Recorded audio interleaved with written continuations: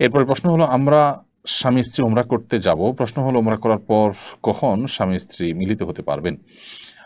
স্বামী স্ত্রী ওমরা করতে গেলে সেক্ষেত্রে ওমরার যে মূল কার্যক্রম আছে, এহরামের কাপড় পরিধান করার পর, তওয়াফ শেষ করার পর, সাই শেষ করার পর উভয়ে মাথা মুন্ডন বা মাথা চুল ছোট করার যে বিধান আছে, মেয়েরা ছোট করা, পুরুষরা মাথা মুন্ডন করা, সেটি শেষ করার পর তারা হালাল। এরপর তারা শারীরিক সম্পর্ক করতে পারবেন। তার আগ পর্যন্ত শারীরিক সম্পর্ক করা তাদের জন্য জায়েজ নাই। হজের ক্ষেত্রে একই কথাই অলমোস্ট প্রযোজ্য, যে যতক্ষণ পর্যন্ত এহরামরত আছেন সমস্ত কার্যক্রম শেষ না হচ্ছে, বিশেষ করে হজের মূল কার্যক্রম 8 তারিখে যে শুরু হয়, সেই তখন থেকে নিয়ে